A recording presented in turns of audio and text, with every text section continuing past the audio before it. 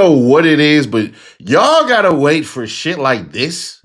News: a trial date has been set for rapper Pooh Shiesty and 8 others accused of kidnapping and robbing Gucci Mane at gunpoint. That happened in January. Jeremy Pierre joining us live. Jeremy, they were arrested, late March, early April, and they've already set the trial date. That's coming soon. Yeah, less than 2 months away. July 6th. It's going to take place in Dallas, the Northern District of Texas.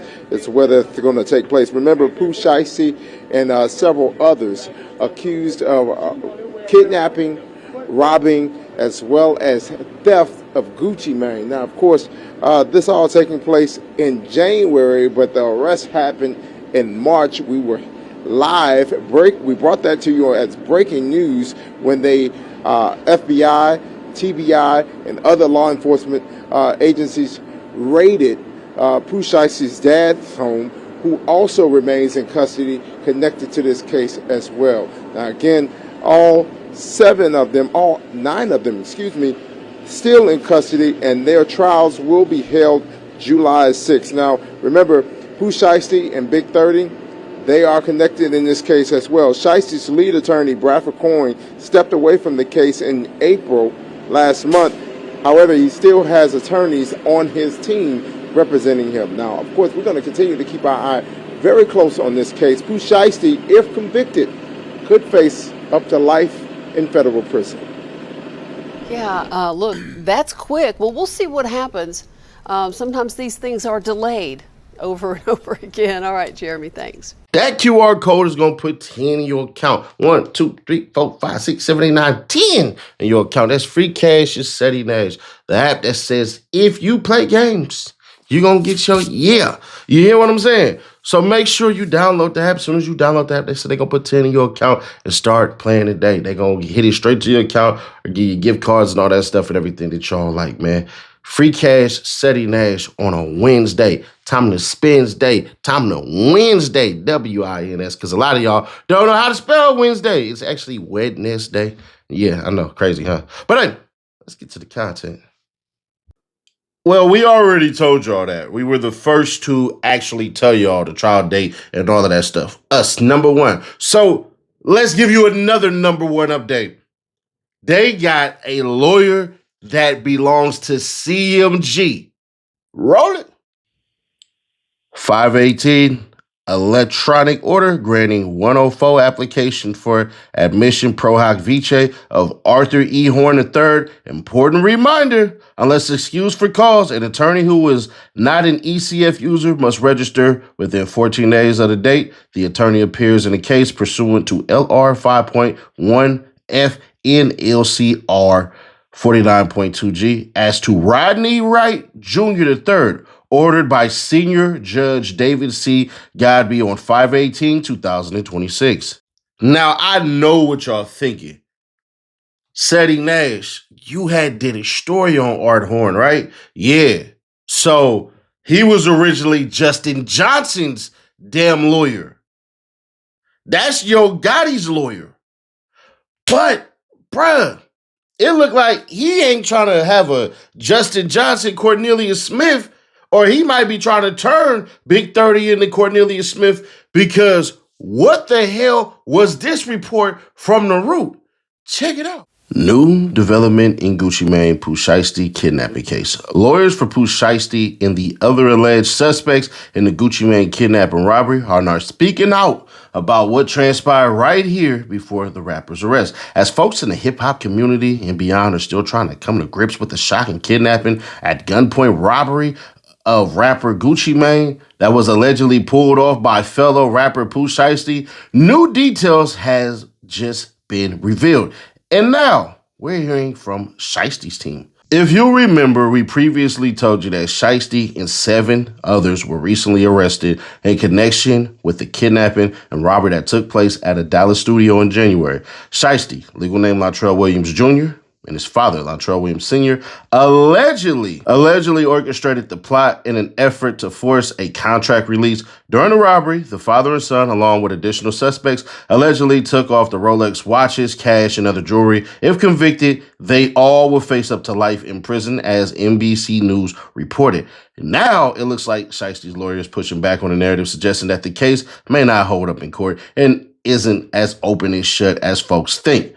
He also insinuated that what the victims in this case claim happened may not be what actually transpired, speaking to TMZ recently. Bradford Cohen said, we're going to examine the accuracy of the statements from the alleged victims in the complaint and what those individuals allegedly told them. He added, I'm not sure those individuals said what is said in the indictment. Arthur Horn, now this is where it gets real interesting, a lawyer for the rapper Big 30, a childhood friend and music collaborator with Shiesty, also responded to the allegations. For his part, he tried to distance his client from the incident and made it clear that the only thing Big 30 was guilty of was showing up to the studio to record. However, Horn did note that there was clearly a situation between Pooh Shiesty and Gucci Mane.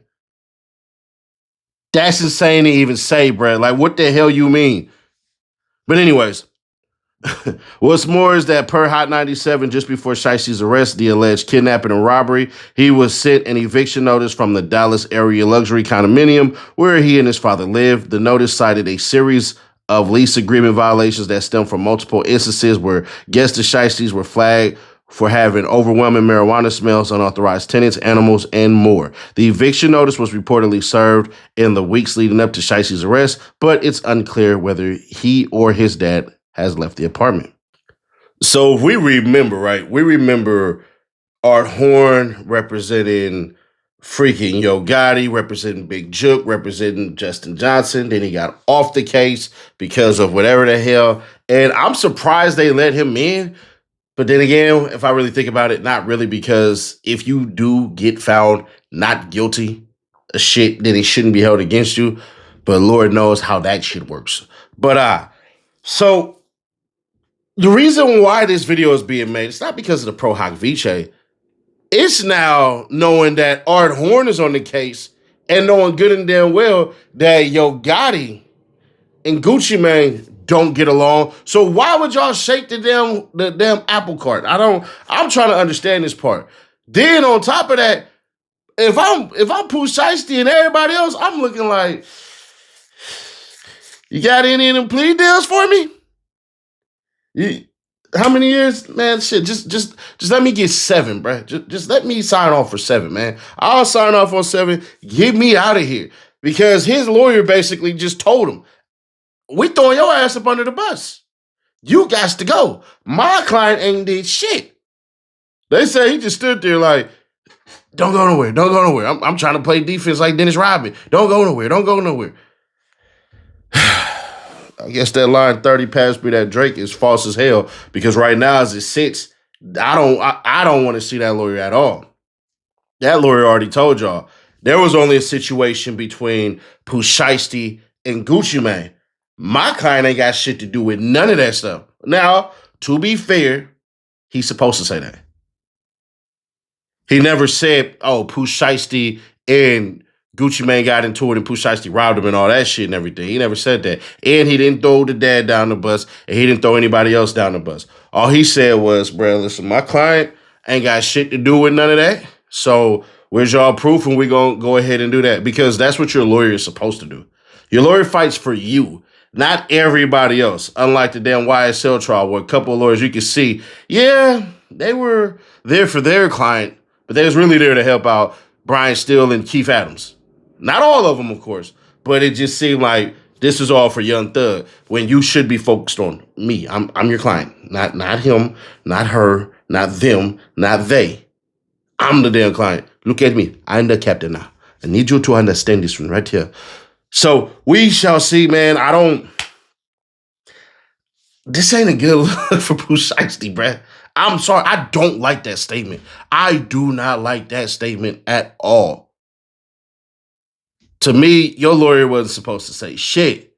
He was supposed to say, Man, we don't know nothing about the facts and all that shit. We'll let y'all know in court when I look forward to defending my client. Because at the time, he was only the lawyer in mother flipping Memphis in Tennessee. But now he kicking it in Texas and ready to go. So I don't know, bruh.